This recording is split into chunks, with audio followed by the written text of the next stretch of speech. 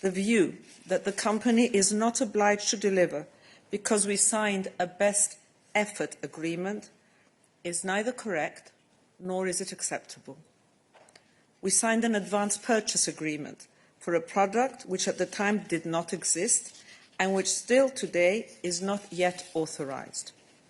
And we signed it precisely to ensure that the company builds the manufacturing capacity to produce the vaccine early so that they can deliver a certain volume of doses the day that it is authorised. The logic of these agreements was as valid then as it is now. We provided de-risking investment up front in order to get a binding commitment from the company to pre-produce even before it gets authorisation. Not being able to ensure manufacturing capacity is against the letter and the spirit of our agreement. We reject the logic of first come, first served. That may work at the neighbourhood butchers, but not in contracts, and not in our advance purchase agreements. There's no priority clause in the advance purchase agreement. And there is also no hierarchy of the 4 production plants named in the advance purchase agreement. 2 are in the EU and 2 are located in the UK. Now, we intend to defend the integrity of our investments and the taxpayers' money that has been invested. We remain always open to engage with the company to resolve any outstanding issues in the spirit of true collaboration and responsibility. That was always the spirit of our engagement with vaccine manufacturers since last spring. This evening, at 6:30, the steering board will convene again. I call on AstraZeneca to engage fully, to rebuild trust, to provide complete information, and to live up to its contractual, societal, and moral obligations. Thank you very much. Thank you very much, Commissioner. We will now take a few questions, and I start with Patrizia Antonini from ANSA.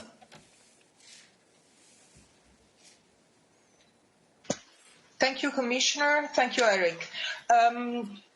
So I would like to understand a little bit more this best possible effort, because we saw the interview and the CEO is pretty much pushing on that point. And is it possible also to know what were the numbers of the deliveries due to the EU in the first quarter? And thank you. Commissioner. Yes, thank you for that. I think that some of these questions were already answered by my Director General in the technical briefing. I just want to touch on 1 or 2 points. The best effort clause is there because the vaccine hadn't been developed or authorised, and that's why it's called an advance purchase agreement. But we did select the company on the basis of its production capacity, so they're supposed to be able to produce in time. The logic was that the company makes a binding commitment to pre-produce to the best of its ability, taking a risk even before it gets authorization, and we accept that risk, that if the authorization is not given, we have invested at a loss. But we did not invest in the company in the assumption that they will not be able to pre-produce. So investing and ramping up pre-production capacity was one of the premises of our agreement. I think the other question was on the numbers. Yeah.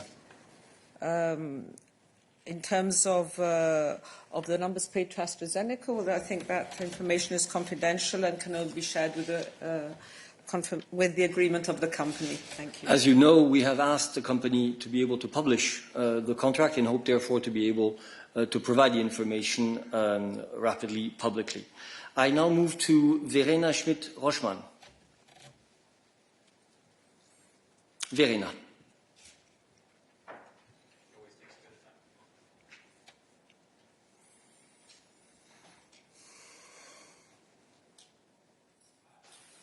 Yes, it's happening. Thank you very much for the question. The CEO said that the EU was, I think, 2 months after the British to sign the contract. Was the EU just simply too late? And is the vaccine that was that could have been used in the EU being used in the UK and elsewhere instead, so that we are losing out? Thank you. Thank you for that question. I really don't want to go into using this opportunity that I have to share our position with you, commenting on what the CEO has said. What I will say is what I said in my opening statement. In our contract, it is not specified that any country or the UK has priority because it signed earlier. Our contract foresees a quarter-by-quarter schedule, and if this was the case, AstraZeneca should have proposed a clause in the contract acknowledging that they would prioritise, for example, deliveries to the UK, saying this. But there is no such clause in the contract. And let me add one thing, that we are here because we need to put in our best efforts in order to solve this situation. As many of you know, there were difficulties that we had with BioNTech just under 2 weeks ago. We worked together, we solved them. So what we are asking here of AstraZeneca is that they are as open and transparent with what the situation is, so that we can move forward, so that we can resolve the situation for the benefit of all European and not only European citizens. Thank you. Thank you. I go to Derek Perrot. Perhaps it will be in French.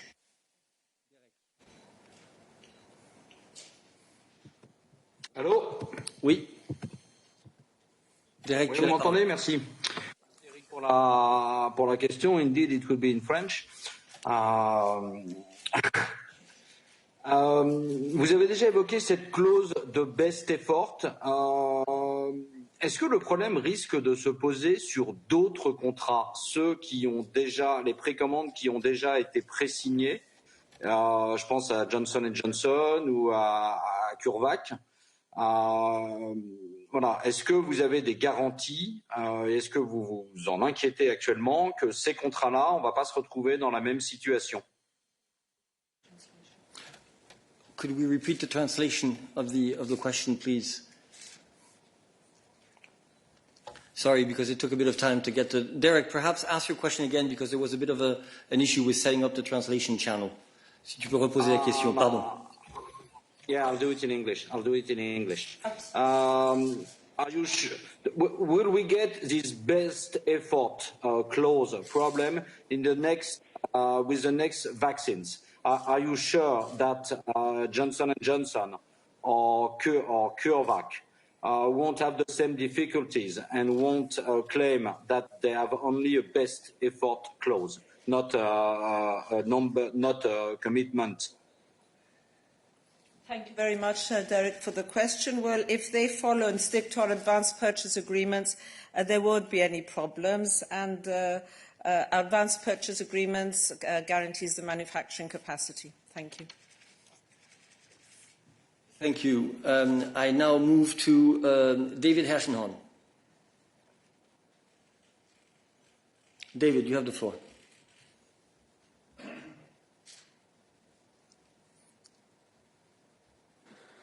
Okay, there we go. Thank you, Eric, so much for the question. Commissioner, if I could ask you just to clarify and follow up again on Patricia's point about the numbers.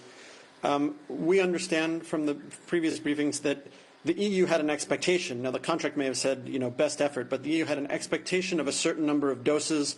That expectation was adjusted or changed by AstraZeneca at the beginning of December and then again on Friday. So I wonder if you could run us through those numbers. And then on two other quick points. The EU is obviously, EU member states are not the only countries relying on production in the EU. And so I wonder if you've been in touch with other partners, say like Canada, for instance, or South Africa, countries that also have contracts that aren't relying on first in line at the butcher shop, as you said, and are worried now that the EU's own oversights and controls will put Europe first? Do you have assurances to them that this will be worked out in some reasonable fashion? And then maybe the last one is, are there thoughts that the Commission should be focused on other vaccines? You obviously invested in all candidates that were viable, that in fact production may not increase from AstraZeneca no matter what, how many times you argue with them before the steering board. Are there other things you could be doing, say with BioNTech, Pfizer, or other vaccines, to get at the real issue, which is how do you get more vaccine faster for European citizens? Thank you. I'll try and be as brief as possible. First of all, in terms of the numbers, what I can tell you, and it was also stressed before, that the numbers that were shared with us on Friday by the company did not correspond to what was in the advance purchase agreement and to what we expected. In terms of our global partners, of course, we're in continuous contact with our global partners and through the G7, and I work very closely, of course, with WHO. And I wanted to make a point clear, because we're talking about, you spoke about export restrictions, but let me be absolutely clear. The European Union is not imposing an export ban on vaccines or restricting the export of vaccines to third countries. What we have proposed as a Commission is an export transparency mechanism, which will be what it will do is bring clarity on the production capacity of manufacturers, the number of doses, as I already have said to you 2 days ago, produced, which production centres, and which doses are sold to which countries, including the EU 27. And this is very important, to have this transparency and clarity of deliveries. And this is what we're working towards. We are asking, as Mr. Namer said before, we're requesting of AstraZeneca to be as transparent as possible with the contracts. We believe that sharing these will clarify many of the issues and the questions raised. Thank you. Thank you. We'll take 2 more questions. Lotte, you have the floor.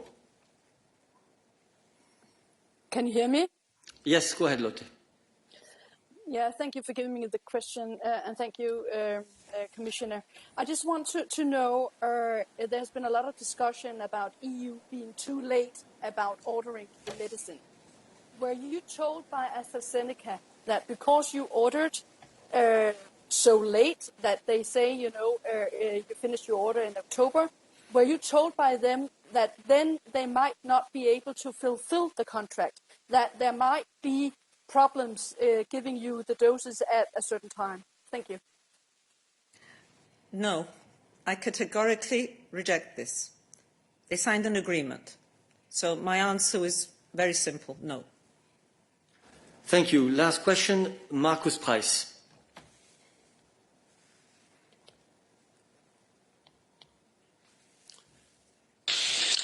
My question to the Commissioner is the following. Because I did not get a clear answer so far. If the production in the UK is better than in the European Union, do you expect AstraZeneca to shift vaccine doses from the UK to the EU? Is my first question. And the second, do you have any indication that production of vaccine doses in the EU was already shifted to the UK? Thank you. Right. I'll try and readdress that question. Let me be clear. There is no hierarchy of the factories.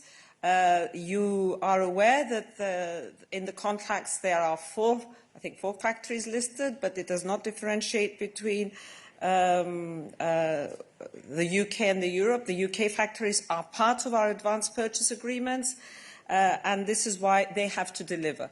On the doses being shifted, we expect the doses that are in an advance purchase agreements to be delivered to the European Union. in this sense, it is important that we clarify this, because there was no hierarchy or order in terms of the factories that were in the advance purchase agreements, and this needs to be absolutely clear. I didn't understand if there was a final question. Did I miss a question? Yes, there was another question. Sorry. I'm sorry, I missed the last question. Yeah. But yes, I think the question. I think the last question was if we have information on exports to the UK. Yes. Yeah. What I will say here is that no company should be under any illusion that we don't have the means to understand what is happening, and so we ask all companies to be as transparent as possible with the information, because so that we do know. And this is what we have asked of the company. So we do have a knowledge of the production of the doses, where they were produced, and if they have been sent anywhere, where this is. Thank you. Thank you very much for your attention. This brings us to the end of the press conference. Thank you, Commissioner. Thank you.